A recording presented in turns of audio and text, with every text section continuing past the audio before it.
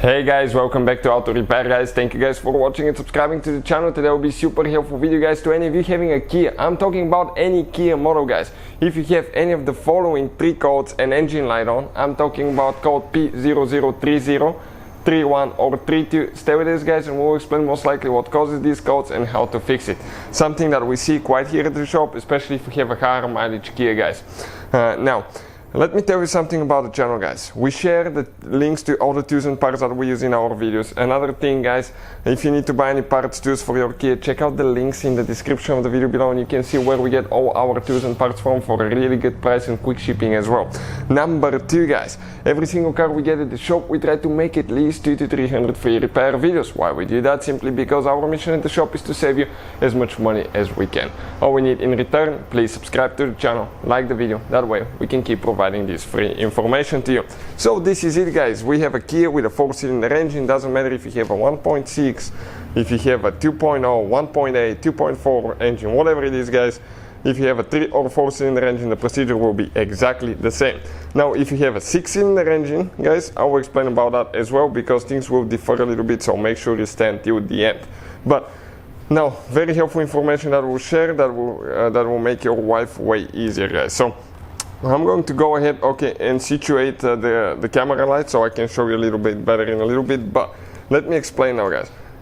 Your engine, the engine of your Kia guys, nowadays they're complicated devices. They use multiple sensors so they can guys be really efficient. They can be very guys clean so you don't pollute and kill the atmosphere so much guys.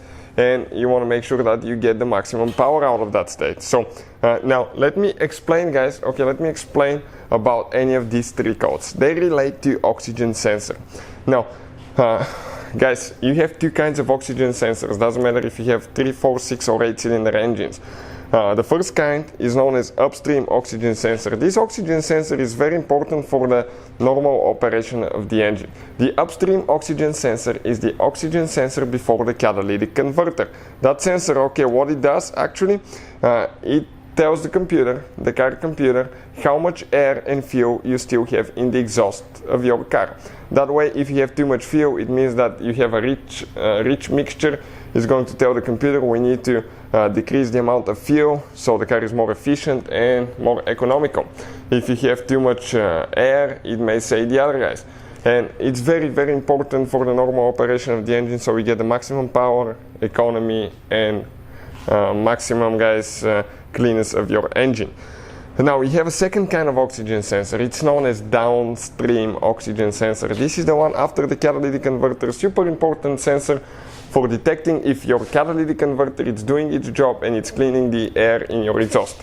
Now these codes guys, they relate, the one we talked about 30, 31 and 32, they relate guys to actually upstream oxygen sensor. Now I'll go ahead, let me just go ahead and remove the light quick so I can show you with a great detail where everything is located. So usually you need to locate the exhaust of your Kia.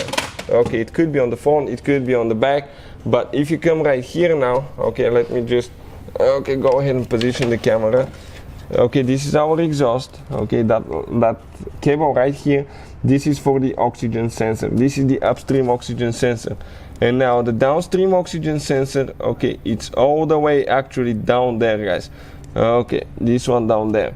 Now one is before the catalytic converter, one is after the catalytic converter. So you get the idea guys. The one that we need to check is before the catalytic converter.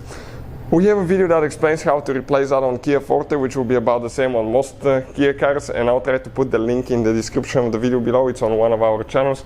And when you guys replace oxygen sensors, always try to replace them with original equipment sensors, because that way guys, you will know that everything will function correctly. Sometimes we used aftermarket sensors, they did work, but not all of them.